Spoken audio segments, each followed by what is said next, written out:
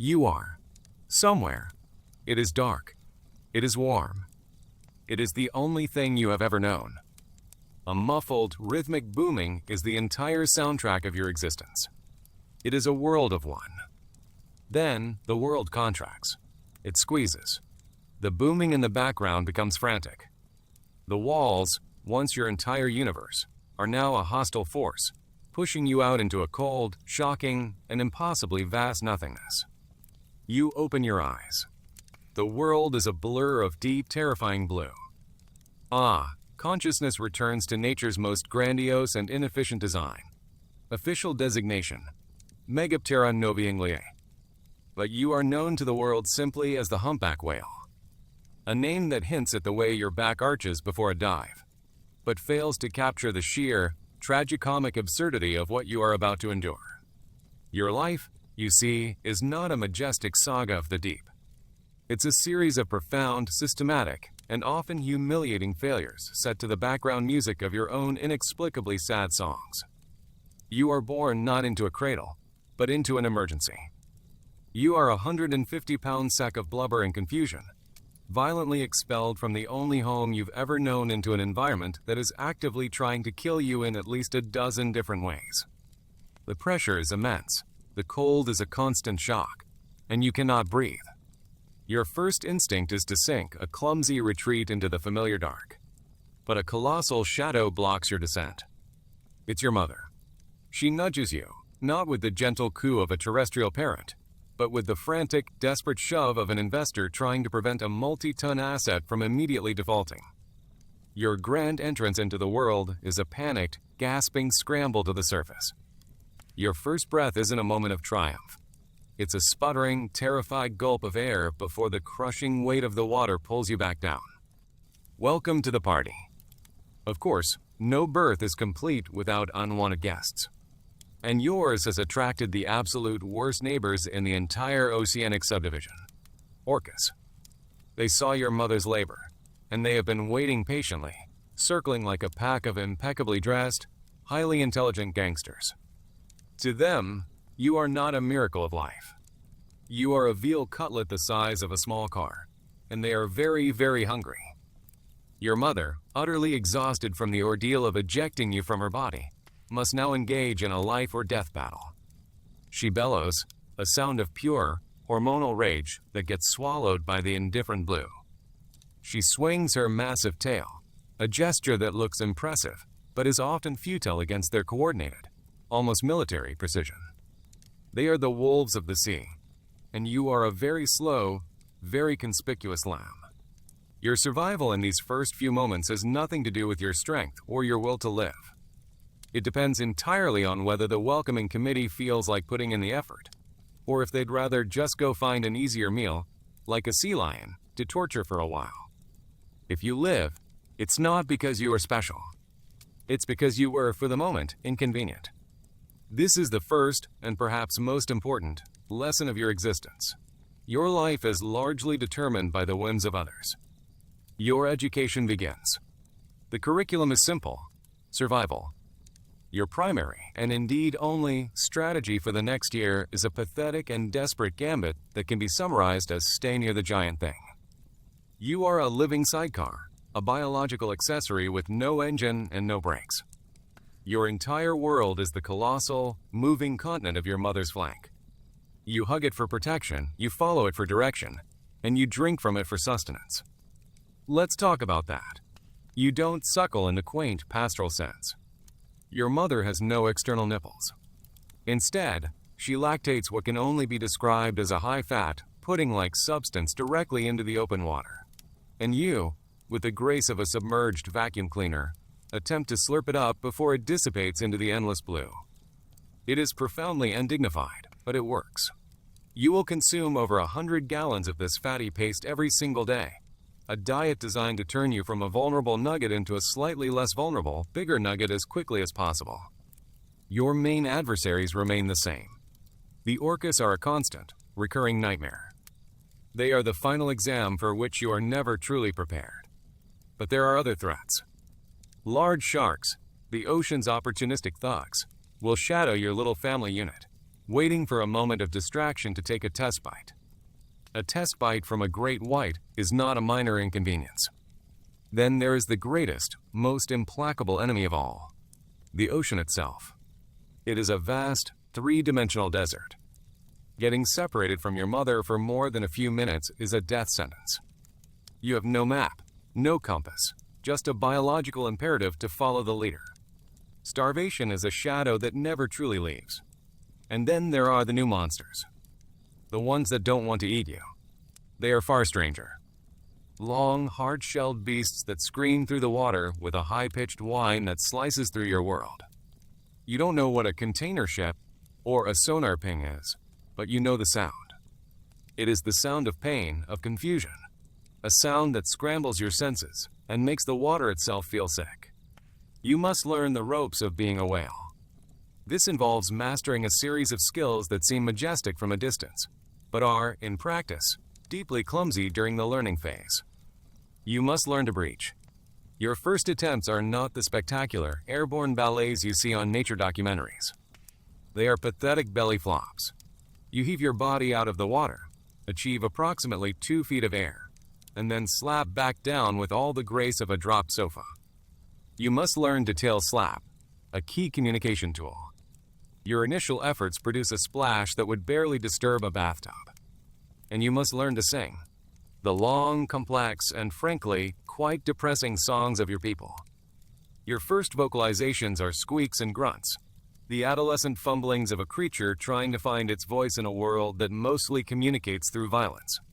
If you are a male, this song will one day be your primary tool for attracting a mate. For now, it just sounds like you're gargling. You also have to learn about the hunt.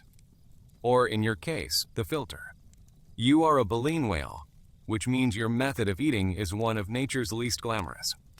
You will learn the art of bubble net feeding. This is a complex, coordinated behavior where a group of you will swim in a circle, blowing bubbles from your blowhole to create a net that traps small fish and krill. Your first attempts at this are a disaster. You will blow your bubbles too early, or too late, or in the wrong direction. The result is not a net, but a random assortment of bubbles, like a child's birthday party gone wrong. The krill, tiny crustaceans with brains the size of a dust mite, will swim away, utterly unimpressed. You are a 10-ton failure, outsmarted by your own lunch. Finally, you must learn the most arduous task of all, the migration. Your life is a perpetual road trip. You are born in the warm, relatively safe waters of the tropics, but the food is scarce here. The real buffet is thousands of miles away, in the frigid, nutrient-rich waters of the polar regions. So you swim. You swim for months. It is a journey of thousands of miles, fraught with peril.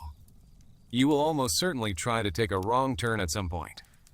Guided by some faulty internal compass or a moment of youthful idiocy, you'll veer off into the empty blue, only to be corrected by an annoyed nudge from your long-suffering mother. She has made this trip dozens of times. To her, your navigational errors are the oceanic equivalent of a child repeatedly asking, "Are we there yet?" Years pass. You have, against all odds, survived the gauntlet of youth. You are now an adult. And you are enormous, a fully grown humpback, 40 tons of muscle and blubber. You are a living, breathing locomotive. The sharks that once seemed like monsters now give you a wide berth. The orcas might still test you, but you are no longer an easy meal. You are a formidable opponent, and they know it. You have, by all measures, made it. You are an apex creature. Your life has settled into a routine.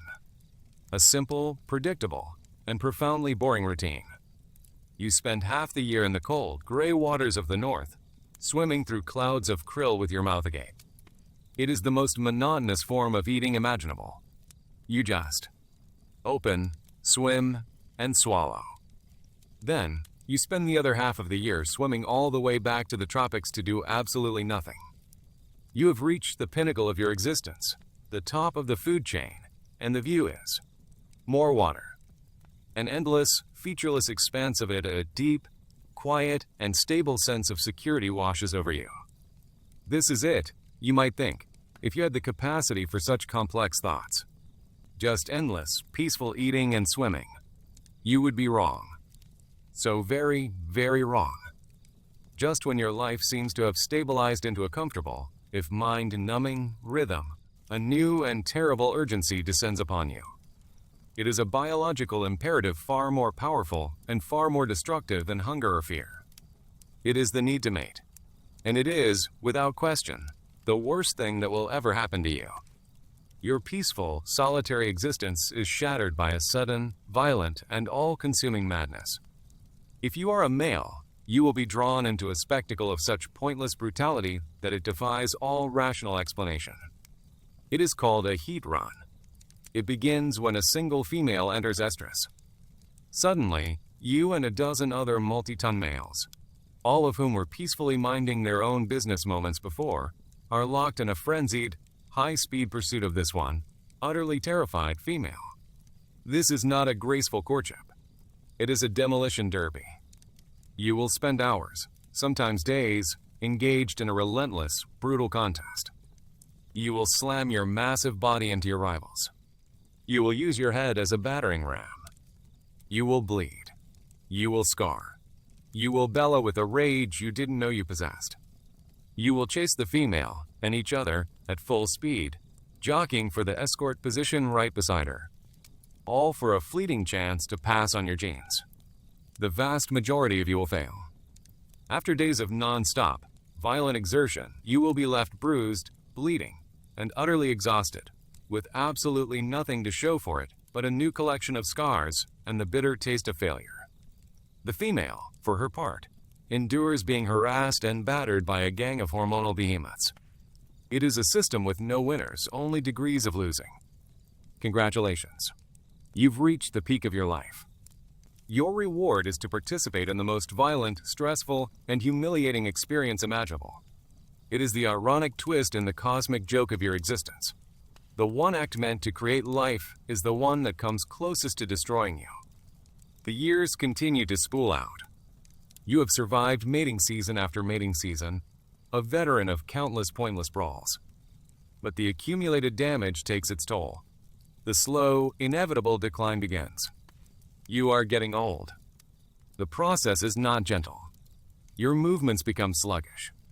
The explosive power you once used to launch your 40-ton body into the air begins to wane. Your breaches are less frequent, less spectacular. The long, globe-spanning migrations become more and more arduous. Each journey south, each return trip north, carves a little more from your reserves of strength. Your skin, once sleek and dark, is now a faded roadmap of your violent life. It's a canvas of scars from rival males, from failed orca attacks, from boat propellers, and from the relentless colonization of barnacles. These aren't just harmless hitchhikers. Each barnacle is a tiny anchor, a point of drag. As they accumulate, they turn your streamlined body into a rough, inefficient vessel. Swimming requires more effort. Every movement is a little harder, a little more exhausting. You become a living reef, a testament to the fact that in the ocean, even stillness is a burden. You can't hold your breath for as long as you used to. Your dives become shallower. Your time in the deep, quiet dark more fleeting. Your song, the powerful, complex melody that once echoed for hundreds of miles, begins to thin. It loses its resonance, its power. You can no longer compete. In the brutal social hierarchy of the heat run, you are no longer a contender. You are an obstacle. The younger, stronger, more aggressive males shove you aside with contemptuous ease. You are a relic, a ghost haunting the edges of the frantic, violent dance of life. Your status has fallen from respected elder to irrelevant bystander. And then comes the final confrontation. It is not a noble battle with a worthy rival. It is not a final, defiant stand against the storm. It is something far more mundane and far more humiliating. It is the auditors. The same pack of orcas, or one just like it, that shadowed you in your youth. They have returned. They are nature's efficiency experts, and they have noticed that your performance is slipping. They can sense your weakness, your slowness, your weariness. The hunt this time is different. When you were young and strong, it was a dynamic, chaotic struggle. Now it is a slow, methodical, and deeply personal dismantling. They will not rush. They will harry you, nipping at your fins, tearing strips from your tail. They will work in shifts, a fresh tormentor replacing a tired one, giving you no rest. They will drive you, forcing you to swim until your muscles burn with exhaustion and your lungs feel like they are about to collapse. You are too slow to escape, too weak to fight back effectively. Your immense size, once your greatest asset, is now your final curse. It just means you are a larger target, a bigger meal that takes longer to die. You are a fortress under siege, and the walls are finally, inevitably coming down. The end comes not with a bang, but with a weary, final exhalation. A surrender. Your great heart gives out, and you begin to sink. Your death is not an ending. It is the beginning of a whole new and thoroughly disgusting chapter. Your demise is a process, a slow-motion event known as a whale fall. Your colossal body descends through the crushing darkness, a silent, funereal procession for an audience of zero. For days you fall through the twilight zone, past the realm of sunlight, into the abyssal plane. This is not a peaceful rest. It is the ringing of a dinner bell in the deep-sea cafeteria. Your arrival on the ocean floor is a miracle. A sudden, unexpected blizzard of organic matter in a world defined by scarcity. The first to arrive are the scavengers of the Slime and Darkness Guild. Hagfish, the vultures of the deep, burrow into your flesh. Sleeper sharks, ancient and slow, carve away huge chunks of your blubber. And then, after the soft tissues are gone, the true specialists arrive. A swarm of bizarre, bone-eating worms called Ostax, the zombie worms, colonizes your skeleton. They secrete acid to dissolve your bones, absorbing the nutrients within. You are not a creature anymore. You are a temporary, deep-sea ecosystem. Your tragic life has concluded, and your post-mortem career as a buffet has just begun. It is the ultimate indignity. And as your bones are being meticulously stripped bare in the crushing, absolute darkness, thousands of miles away and a world above, in the warm, sunlit waters of the tropics, it happens again. A new calf is born. It is expelled into the shocking blue, and it takes its first panicked, desperate gasp of air. In the distance, a dark fin slices through the water. A pod of orcas takes notice. The same pointless tragicomic play, with its guaranteed third-act failure, has just begun again with a new, equally doomed, and utterly oblivious lead actor. Why it sucks to be a whale. Your life is an exhausting, globe-spanning marathon of eating, being hunted, and participating in pointless violence, and your reward, after all that effort, is to become a 200-ton buffet for boneworms in the dark. So, that's your life. A short, by geological standards, brutal and ultimately meaningless cycle of gulping and getting got. You'd think that would be enough tragedy for one creature. But you, in your colossal misfortune, were born onto a planet that also produced a particularly clever and endlessly problematic land ape. And that's when your personal, biological tragedy was interrupted by a much larger, more organized, and infinitely more catastrophic one. The first of these apes to see you from their leaky, pathetic little boats didn't know what you were. You were a living island, a breathing mountain that had inexplicably decided to go for a swim. A glitch in their primitive, superstitious understanding of the world. You broke their categories. So, they did what they always do with things they don't understand. They decided you were probably a god. Or a monster. Or maybe both. Their reaction was a confused, frightened cocktail of awe and terror. When your massive head emerged from the water next to their flimsy excuse for a watercraft, they didn't see a curious mammal. They saw a divine messenger, or a sea dragon sent from the abyss to swallow them whole. The sheer absurdity is that you were neither. You were just there, swimming, breathing, existing. But your identity was immediately hijacked, forged in the crucible of their underdeveloped, terrified imaginations. You were drafted into their mythology before you even knew they existed. In some coastal cultures, you were the spirit of the ocean itself. In others, you were the great beast that held the world on its back. Mostly, you were the answer to the panicked, shouted question. What in the name of all that is holy is that? This divine status, however, came with a very practical and very grim caveat. It really only applied when you were alive and at a safe distance. The moment one of your unfortunate relatives made a navigational error and ended up beached on the shore, the theology got a lot more flexible. A beached whale wasn't a tragedy. It was a miracle. A gift from the very gods they had just invented to explain you. It was a sudden, glorious windfall. Tens of thousands of pounds of meat, fat for fuel, and bone for tools, delivered right to their doorstep. No dangerous hunting required. The worship ended where the butchering began. Being painted reverently on a cave wall or a rock outcropping offered you precisely zero protection from a sharp piece of flint. Their worship was purely opportunistic. They revered your power when you were in the water, and they revered your usefulness when you were helpless on the sand. The first great whale hunt was likely not a brave chase on the high seas. It was a group of them finding one of your dying cousins, stranded by the tide, and bravely surrounding the poor, suffocating creature to poke it to death. And from this pathetic, one-sided slaughter, they would create a legend. A story of how they, the mighty hunters, conquered the great beast of the sea. The ironic gap between their mythology and the reality was immense. You were worshipped as a powerful, untamable spirit, but your divine purpose, as far as they were concerned, was to die in a convenient location. As these apes became more settled, building their first villages along the coasts, your very existence became an inconvenience. You were no longer just a potential source of free, miraculous food. You were now a problem. Your migration routes, the ancient oceanic highways your species had traveled for millions of years, sometimes interfered with their new, fledgling fishing lanes. Their pathetic little nets would get tangled. Their tiny boats would be capsized by your wake. Naturally, these events were never their fault. A capsized boat wasn't the result of poor craftsmanship or a lack of understanding of the ocean. It was a deliberate, malicious act by the sea monster.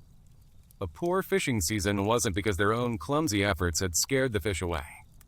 It was because you, the great whale, had selfishly eaten them all or driven them into the deep. You were being cast as the villain in a drama you didn't even know you were a part of. The injustice was breathtaking. You were here first, by about 50 million years. Your ancestors were exploring the oceans when theirs were still figuring out how to not be eaten by leopards. Their arrival was, from your perspective, like a colony of unusually noisy and destructive ants building a hill on your doorstep and then declaring you a trespasser for walking out your own front door. You were blamed for their failures, demonized for simply existing in a home that was yours long before they even conceived of the idea of home. The ultimate cynical takeaway from this first era of your relationship is simple. Being seen as a god is just the universe's way of marking you as a future resource. It is the preface to exploitation. Being a symbol is just another word for being a target. This first chapter established a brutal, unwavering pattern that would define your future with this species. Anything they don't understand, they first worship, then they kill, and then they eat. Or, as they became more sophisticated, they found more creative ways to use your corpse. A new era dawned, an age of empires, organized religion, and commerce. The mystery was gone now. You were no longer a god, or even a proper monster. You were a resource, a swimming oil field. In the counting houses of Europe and the fishing ports of Japan, you were no longer a spirit of the deep. You were potential. Potential gallons of oil. Potential pounds of bone. Potential meters of baleen. Your spout, the misty plume of your breath that was once seen as a sign of a sea god's presence, was now just a puff of steam on the horizon. A column of smoke that signaled not divinity, but profit. It was a call to arms for the men on the greasy decks of the whaling ships. You were no longer a bad omen in a supernatural sense, but in a purely financial one. A year with few whale sightings was a bad year for businesses. Your existence was now measured not in myths, but in market values.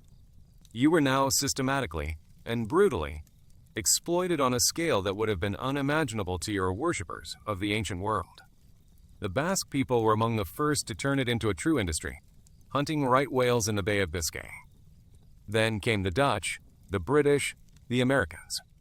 They launched entire fleets, small armies of ships designed for the sole purpose of finding you and killing you. Your body was no longer a miraculous gift. It was a raw material to be harvested and deconstructed into a shopping list of commodities.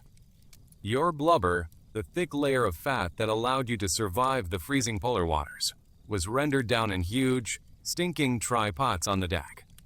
The oil lit the lamps of their burgeoning cities and lubricated the machines of their new industrial age.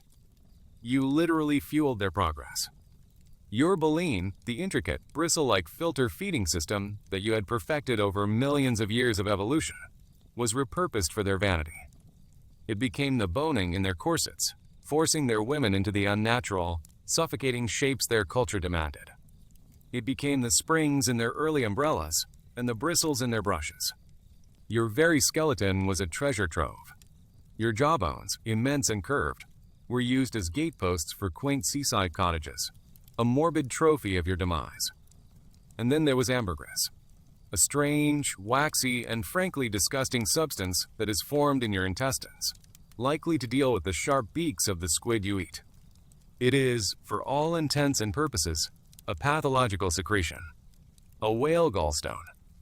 When expelled and aged by the sun and salt, this lump of intestinal unpleasantness becomes one of the most valuable substances in the world. Its purpose? To be a fixative in their most expensive perfumes, making the scent last longer.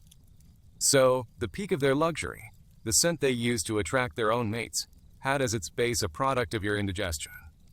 The transition was complete. You had gone from a wild, unknowable god to an entry in a ledger book, a floating collection of useful parts waiting to be disassembled. Your new job title was property. Their technological progress was, for you, a rolling wave of escalating horror. The hand-thrown harpoon of the early days was bad enough. It was a simple, brutal transaction. A small boat of men, powered by their own muscles, would approach you, and one of them, the harpooner, would try to strike you. It was dangerous for them, and agonizing for you. But the contest was, at least on some level, a contest. You had a chance. Your size and power could smash their boats to splinters. You could escape into the deep. Then came the harpoon cannon.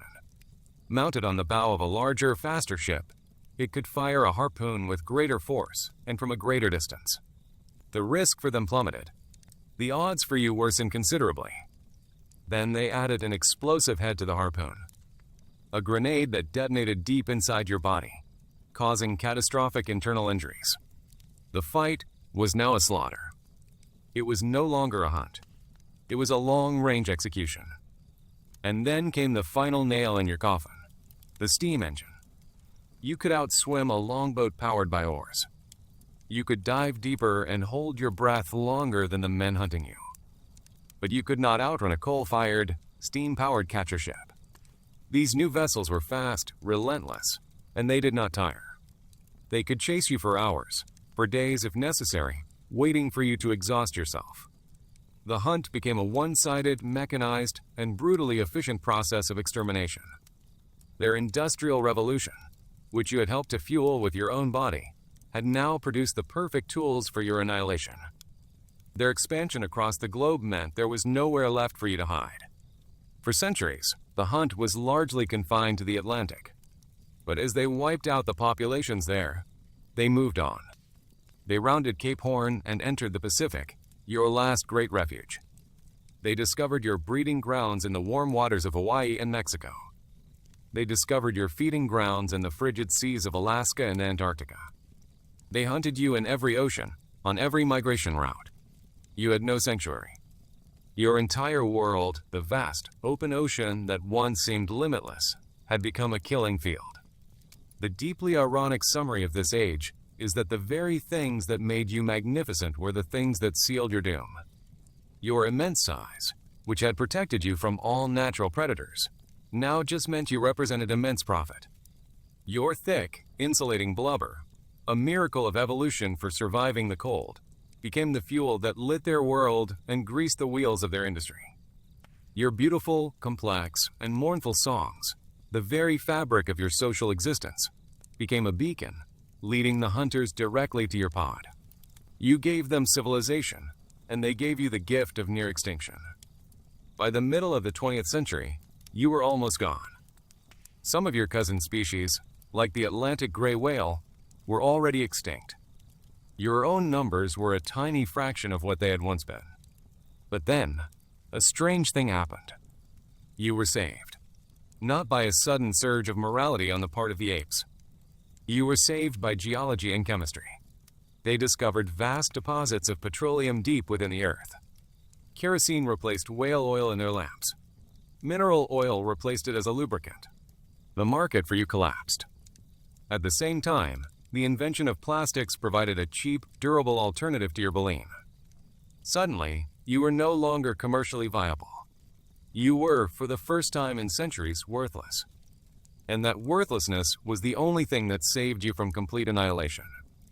Your obsolescence meant you could be redefined. In this new age of science and mass media, you were transformed once again. You were no longer a product. You became a scientific specimen, a data point. Your official designation, Megaptera noviangliae, became more important. Scientists, armed with the new tools of their trade, sought you out. They wanted to study you, to understand you. They attached radio tags to your skin to track your migrations. They used crossbows to fire biopsy darts into your flank, collecting small plugs of skin and blubber for genetic analysis. It was an invasive, sometimes painful, form of curiosity. They were trying to solve the puzzle of your existence, a puzzle they themselves had almost erased from the board. Simultaneously, you became a logo, a symbol. An enterprising musician recorded your songs, the complex, haunting melodies you used to communicate, and sold them as a record album. It became a bestseller. Suddenly, the land apes were captivated by your voice.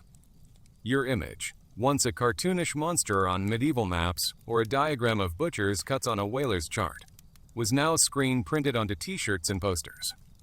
You, with a single, large, soulful eye, became the sad-faced icon of a new human emotion, ecological guilt. You were the poster child for the Save the Whales movement. Your final job, it seemed, was to inspire guilt in the grandchildren of the men who had rendered your ancestors into lamp oil. For the remaining industrial giants, however, you were just a problem to be solved. A nuisance. Your presence could halt the construction of an offshore oil rig. Your migration routes were an inconvenience for naval sonar exercises, which filled your world with a deafening, disorienting sound that could cause you to panic, to beat yourself, to die. You were caught between two new, conflicting human impulses: the desire to preserve you as a living symbol of their sins, and the desire to get you out of the way of progress. With your industrial usefulness gone, your new purpose was to be a living, breathing monument to humanity's capacity for destruction. You became a spectacle. The whale-watching industry was born. Now, new fleets of ships sought you out. They were not the greasy, blood-soaked factory ships of the past. These were clean, bright boats filled with tourists armed not with explosive harpoons, but with long-lens cameras. They still chase you. The sound of their engines is still a stressful intrusion into your acoustic world. But now, instead of killing you, they take your picture. You are still being monetized, but the business model has changed. They now sell the experience of seeing you alive. You are expected to perform. To breach, to slap your tail, to put on a good show for the paying customers. You have been transformed from a raw material into a theme park attraction. This is what conservation feels like from your perspective. It is a strange and deeply intrusive form of kindness. The same species that filled your home with plastic, with chemical waste, with the deafening roar of their engines, is now desperately trying to save you. They designate marine protected areas as your sanctuary. But these sanctuaries are crisscrossed by shipping lanes and constantly patrolled by tourist boats. You are protected, but you are never, ever left alone. You are a living museum exhibit, a biological curiosity preserved for the education and entertainment of your destroyer's descendants. They look at you with wonder and awe. They applaud your majesty. And then they go home to their comfortable lives. Lives built upon the very industrial, energy-hungry systems that continue to warm your oceans and poison your food. This isn't freedom. It is a comfortable, well-meaning, and deeply hypocritical prison. And so we arrive at the final, crushing irony of your modern existence. After centuries of relentless slaughter, after bringing you to the very brink of non-existence for profit, they now spend millions of dollars and countless hours to manage your survival. Your life is no longer your own. It is a project. Your population numbers are tracked on spreadsheets. Your health is monitored through drone footage and biopsies. Your continued existence is contingent on their fickle attention span, their charity, and their need for a redemption story. You were once a god, whose divine purpose was to be eaten. Then you were a monster, a convenient villain. Then you were a product, a swimming collection of commodities. And now, in your final transformation, you are their absolution. A living, breathing symbol of their capacity for belated, self-congratulatory mercy. The final, cynical truth of your long and tragic relationship with humanity is this: they took everything from you. They took your life, they took your body, they took your children, they took your silence, and they took your solitude. And when there was almost nothing left to take, they took your narrative. Your survival is no longer your story. It is a footnote in their story, a chapter they've titled, "Look How We Learn to Be Kind." You are the ghost at their banquet, a silent, colossal reminder of a crime they are still committing, but for which they have already, in their own minds, been forgiven. You just have to keep swimming and singing your sad, sad songs, playing your part in their carefully constructed fantasy of redemption. You have to be majestic. You have to be inspiring. You have to be grateful. Because your only remaining purpose, your final utility, is to make them feel good about themselves. Let's linger for a moment on this prison of kindness, because it is, in its own way, more insulting than the explosive harpoon. The harpoon was honest. It was a declaration of intent. I want to turn you into money. The tourist boat is draped in a nauseating cloak of affection. They tell themselves they love you. They have t-shirts with your likeness. They weep when they hear your recorded songs. And then they pay a substantial amount of money to get in a loud, diesel-powered boat that will chase you down and corner you, all so they can get a blurry photo for their social media accounts. From your perspective, the experience is indistinguishable from being hunted. A loud, unfamiliar engine approaches at speed. Your instincts, honed over millions of years of being pursued by the only predator you truly fear, scream at you to flee, to dive deep. But you can't. If you flee too effectively, the boat captain, who needs a good review online, will just chase you harder. The water is thick with the thrumming of their engines, a constant, low-grade acoustic torture that scrambles your sense of direction and makes it impossible to communicate with your own kind. You are surrounded. Dozens of pink, sunburned faces stare down at you from the railings, their strange, clicking devices pointed at you. They ooh and ah as you surface for a breath, and act as mundane to you as walking down the street is to them. Your every exhalation is met with applause. It's the equivalent of being trapped in an elevator with a group of strangers who give you a standing ovation every time you blink. Their scientific interest is no better.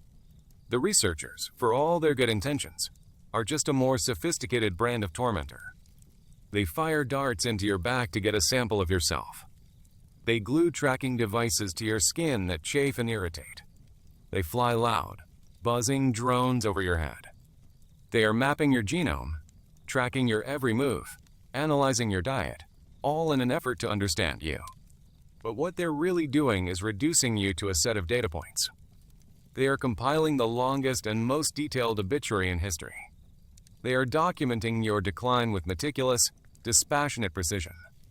It is the cold, clinical gaze of the mortician, not the warm embrace of a savior. They don't love you. They are fascinated by your tragedy. You are the ultimate car crash, and they have the best seats in the house. And what is the result of all this love, all this attention? The ocean you swim in is getting warmer every year, disrupting the delicate food chain you depend on. The krill populations, the very foundation of your existence, are dwindling. The water is choked with their plastic waste, which you sometimes swallow by mistake. It's filled with their ghost nets, abandoned fishing gear that can entangle you, holding you fast until you drown. They try to save you with one hand, while methodically destroying your entire world with the other. They put a bandage on your fin while setting fire to your house. Their conservation is a performance, a grand piece of theater they stage for their own benefit, so they can continue to live the way they do without feeling quite so bad about it. You are not the beneficiary of their kindness. You are the alibi. Let's not forget the grand historical irony that underpins all of this. For 200 years, your body was the engine of their global economy. You lit their homes, you lubricated their first factories, you shaped their fashions. You were as fundamental to their 19th century as silicon is to their 21st.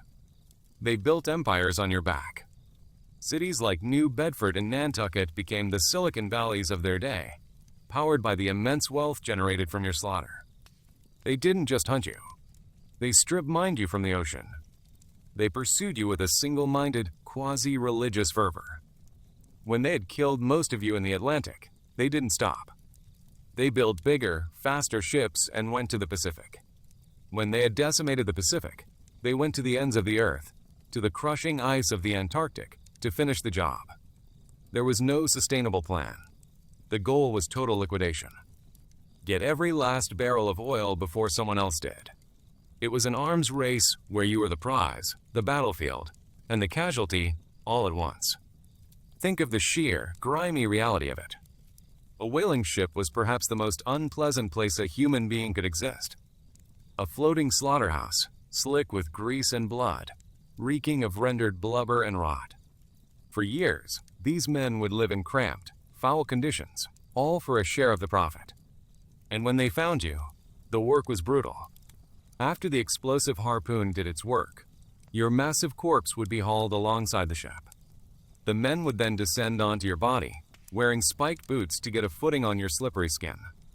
With long-handled spades and knives, they would begin the flensing, peeling back your skin and blubber in huge strips, like the rind of a colossal fruit. These strips were hoisted onto the deck, chopped into smaller pieces, and boiled down in the tripods, which ran day and night, filling the sky with a thick, black, acrid smoke that could be seen and smelled from miles away. From your cynical, detached perspective, even their own suffering was just part of the absurdity.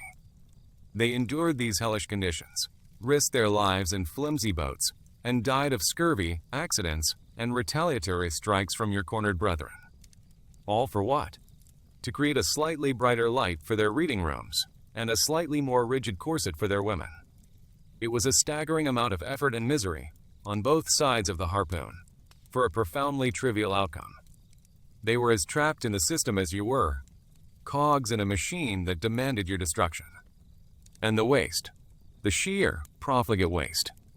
In the early days, they often took only the blubber and the baleen, the most valuable parts. Your massive skeleton, your tons of meat, would simply be cut loose to sink or rot, a feast for the sharks. It wasn't until later, when your numbers were already plummeting, that they developed factory ships, huge vessels that could haul your entire body out of the water and process every last part of you. They became more efficient at using your corpse, just as they were ensuring there would be no more corpses to use. It was the final, logical endpoint of their industrial mindset, total consumption. Now, return to the present day. That entire, globe-spanning industry, which defined their economy for generations and rewrote the ecology of the planet, is gone. It vanished so completely that most of them have forgotten it ever existed. They have forgotten that their great cities were built on your bones. They have forgotten that their first global ventures were fueled by your fat.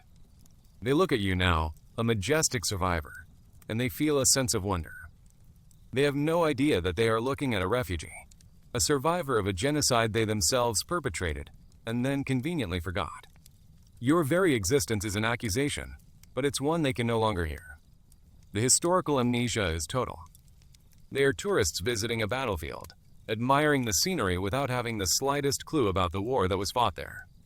And you, the veteran of that war, are asked to perform. You are asked to be a symbol of nature's resilience, a testament to the power of conservation. It is the ultimate gaslighting. Your survival is not a testament to your resilience. It is a testament to your commercial uselessness. You survived because they found a cheaper way to light their homes. You survived because petroleum was easier to get out of the ground than you were to get out of the ocean. You are not a success story. You are a rounding error in their economic history. You are the project they abandoned halfway through, and now they pat themselves on the back for not finishing the job. This is the foundation upon which the modern, loving relationship between your species is built. A foundation of forgotten violence, celebrated ignorance, and profound, unshakable hypocrisy. Let us return to the very beginning, to that first panicked breath. Let's add a layer of texture to your brutal awakening. It's a soup of scents and sounds. You can taste your mother's blood in the water, a coppery tang that mixes with the overwhelming salt. You can hear her frantic, low-frequency calls, sounds that are more of a vibration in your bones than a noise in your ears. They are calls of distress, of warning. Even before your eyes can properly focus, you are marinated in a solution of pure fear. And your mother, this giant, moving sanctuary, is not a gentle protector in the human sense. Her nudges, meant to guide you, feel like collisions. Her sheer size makes her clumsy. A careless flick of her fin could break your fragile ribs. You are learning to navigate a world where your only source of safety is also a constant, unintentional physical threat. It's a microcosm of your entire existence. A life lived in the shadow of overwhelming, indifferent power, where the line between protection and destruction is terrifyingly thin. The juvenile struggle, that long year of clinging to her side, deserves a closer look. It is a masterclass in sensory deprivation and overload. During the long migrations, you swim for days through what is essentially empty space. A monotonous, unchanging blue void. It is an existence of profound boredom, punctuated by moments of sheer terror. One moment, you are swimming in a sleepy trance. The next, the water is filled with the frantic clicks and whistles of an orcapod. Their sounds are sharp, precise, and analytical. They are communicating, strategizing. You can hear them coordinating their attack. It's like being a person trapped in a dark room, hearing the calm, professional whispers of the assassins who have come to kill you. You don't understand the words, but you understand the intent perfectly. And the struggle to learn is more pathetic than we've given it credit for. When you first try to filter feed on your own, you will inevitably get it wrong. You will swallow huge gulps of seawater, a salty, unsatisfying meal that does nothing to quell the gnawing hunger in your belly. You will see the clouds of krill, the shimmering pink promise of food, and you will lunge, only to misjudge the angle and end up with a mouthful of nothing. Hunger is a constant companion. During your first year, you are entirely dependent on your mother's milk paste. But as you are weaned, you enter a long, desperate period of trial and error, where starvation is not a distant threat, but a daily possibility. You are a teenager learning to cook, but if you burn the toast, you die. Even the peak of your adulthood, that supposed top of the food chain status, is a lie. It's a false summit. Yes, the sharks leave you alone. But you have simply traded a series of acute, violent threats for a set of chronic, existential ones. You are now a slave to the seasons.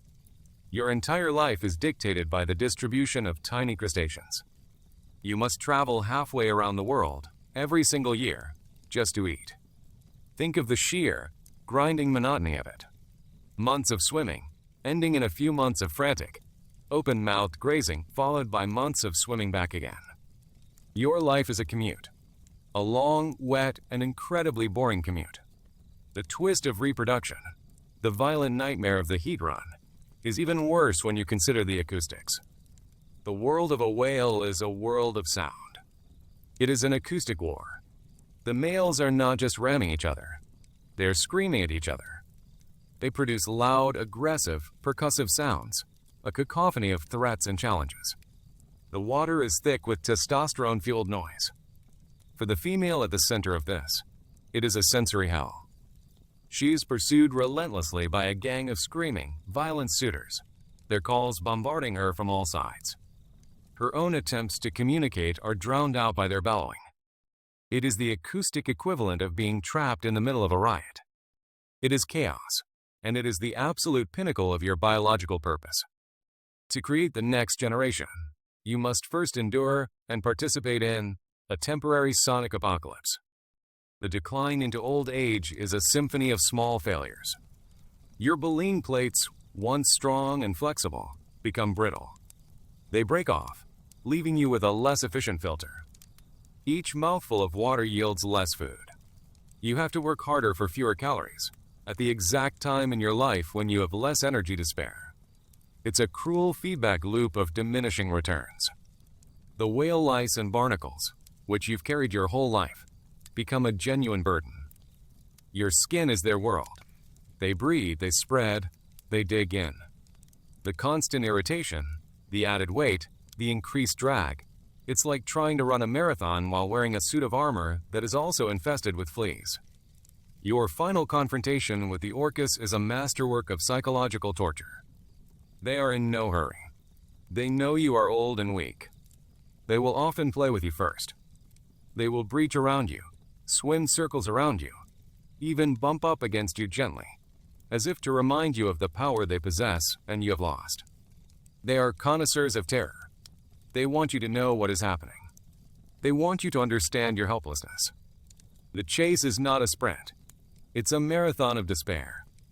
They will force you under the water, holding you down, denying you the simple act of breathing. They will let you surface, gasping, only to force you down again. They are deconstructing you, physically and mentally, until all that is left is a weary, defeated mass of flesh that finally, mercifully, gives up. Your last moments are not a noble struggle, but a drawn-out, humiliating surrender to the inevitable. And the whale fall. Let's paint a more vivid picture of your undignified end. As you sink, the pressure increases. The weight of the ocean above you literally crushes your body, distorting your shape. By the time you hit the seafloor, you are a warped, compressed version of your former self. The hagfish that arrive first are pure nightmare fuel. They are jawless, eel-like creatures that produce copious amounts of slime. They don't bite you. They burrow directly into you, eating you from the inside out. Your corpse becomes a writhing mass of these slime eels. Then, when much of the flesh is gone, the zombie worms arrive. These Ostax worms have no mouth and no stomach. They have colorful, feathery plumes that act as gills, and a strange root system that bores directly into your bones. They are, essentially, flesh-eating plants. Your very skeleton, the framework of your magnificent body, becomes a garden for these alien horrors. Your contribution to the circle of life is to be the soil for a bone flower. This entire, miserable biological cycle was the baseline. This was the tragedy you were born into, the natural state of affairs. Then the humans arrived, and they saw this tragic opera and said, "We can make this worse." Their historical intervention wasn't just another predator. They were a force of nature, but a nature with spreadsheets and profit margins. They systematized your misery. They industrialized your extinction. Consider the sheer global scale of their enterprise. A whale killed off the coast of Japan could have its baleen end up in a corset in Paris, and its oil in a street lamp in Boston. You were an international commodity before the concept of internationalism was even properly formed. You connected their world, and you paid the price for it. When they hunted the right whale to near extinction for its slow speed and thick blubber, they just moved on to the next species. They started hunting humpbacks. When humpbacks became scarce, they developed faster ships and bigger cannons to go after the fin and blue whales, the fastest and largest creatures on Earth. It was a relentless, sequential annihilation. They were working their way through your family tree, ticking off species one by one. Their cruelty wasn't personal. It was efficient. It was business. Now, standing in the sanitized light of the modern era, they look back on that time, if they look back at all, as a primitive, brutal past. They congratulate themselves on having evolved. They have replaced the harpoon with the camera, the tripod with the donation box. But have they truly changed, or have they just changed their methods? They no longer need to kill you to extract value from you. In fact, you are now more valuable to them alive as a symbol than you ever were dead on a fencing deck. Your new value is emotional. You are a repository for their sentimentality. You are a living, breathing cure for their planetary anxiety. By saving you, they get to feel like they are saving the planet, without having to make any of the difficult changes that would actually be required to do so. Your continued, precarious existence allows them to maintain their destructive lifestyle with a clearer conscience. You are the indulgence they purchase to offset their sins. The relationship is still entirely transactional. The currency has just changed from oil to absolution. Think about the language they use. They call you majestic, intelligent, gentle giants. It's a marketing campaign.